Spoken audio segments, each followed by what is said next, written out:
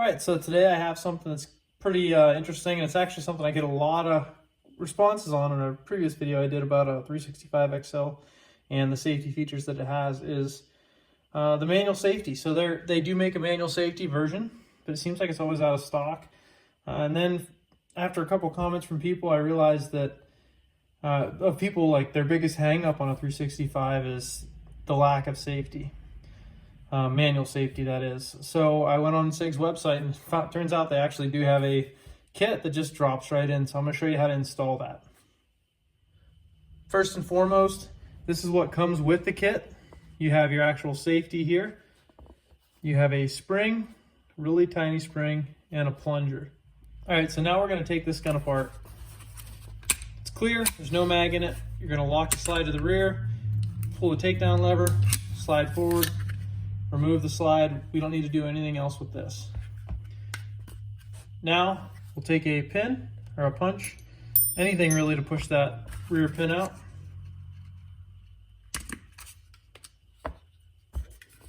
And pull the trigger assembly out. So this is your fire control unit is what they call it. That's where SIG has made all their money on, based on you can just swap frames now, where you can't do that with a Glock because the frame is the serialized part. So now you can actually see that hole where this safety is going to go, and every 365 has this. Every fire control unit is built the same. So this is going to fit in there. Now let me show you how to do that. All right, so to install this safety, there's a few things that you need to do in order to really, I guess, do it correctly and make it easy on yourself. So first things first, when you pull it out of the frame, this is what it's going to look like. It's going to be in this position with this lever down here and your slide release down. At this point, I really want to emphasize getting a rubber band or something to tie or put pressure on this bar right here. If that pops out, it just causes it's a pain in the ass to get back in, because when that moves, it wants to pop out.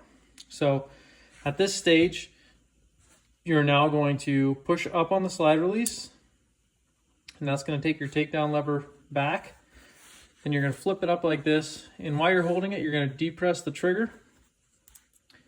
And the side that has the detent hole is going to go on the left side of the gun, if you're looking down the sights, and it'll drop right in there. Release the trigger and it'll kind of hold it in place.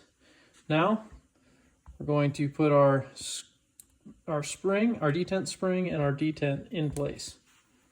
The detent kind of has a little angle on it, so make sure you have it oriented correctly.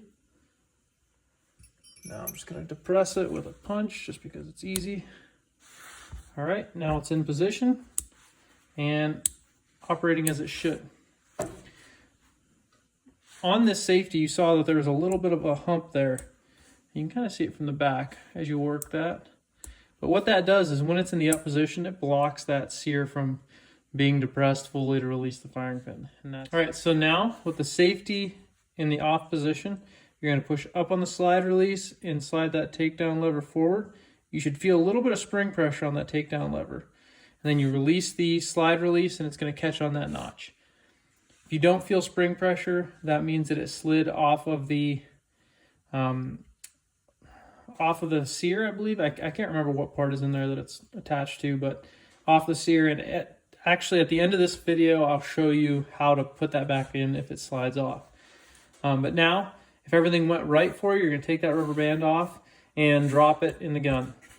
With that being said, if you have a gun that does not have a manual safety to begin with, then you're going to need to either modify this frame, or you'll need to order a new one that is cut for that safety. Now, for the sake of you guys that it slid off on you, unfortunately, and I will say that this has happened to me a bunch when making this video, so don't feel bad. But so okay, if it slides off, basically it becomes a dead transfer bar there. And how to fix that, let me pull this out so you can look at it first. This slot here is what catches on your piece back there, and you got to make sure it catches and gets spring pressure. And then this little nub here goes into the takedown lever up front. So you want to stick that in there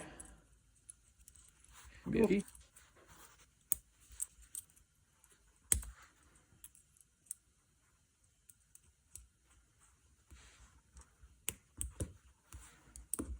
All right, so I got it into place.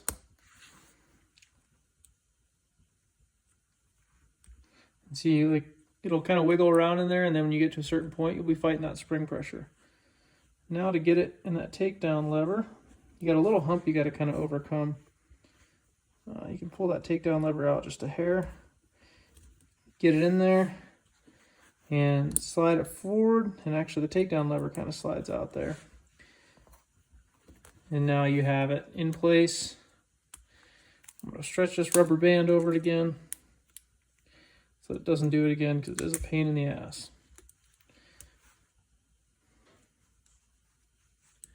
And now it is ready to be installed back in the gun. So to modify the polymer grip here, frame, you can actually almost see where that cutout should be. But the ones online, they have a little different angle to them. And I'll say that, like, yeah, I could go with another grip, but it's going to cost me $70 or something like that to get that new grip. So I'll try modifying this one first. I think I can do a pretty good job at it. And if I can't, then I'll just eat the $70, and because I would have had to do it anyways.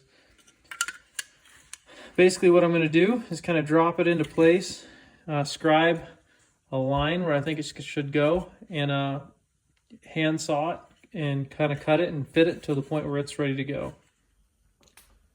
Okay, so you can see here I made 4 dimples based on where that was making contact. And now I'm going to use this little hand saw made by X-Acto, and I'm going to make those initial cuts. I'm not going to go too deep.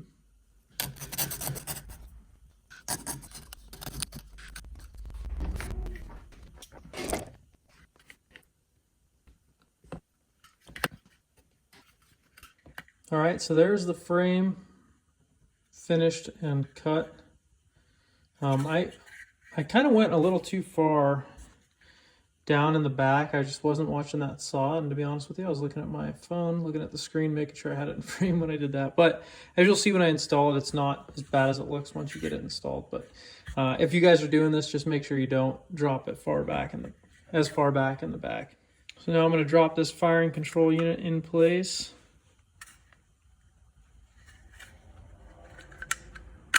There we go.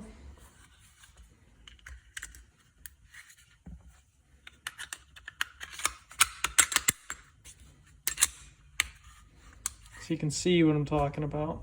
Not a huge fan of that. May end up getting a new frame at some point.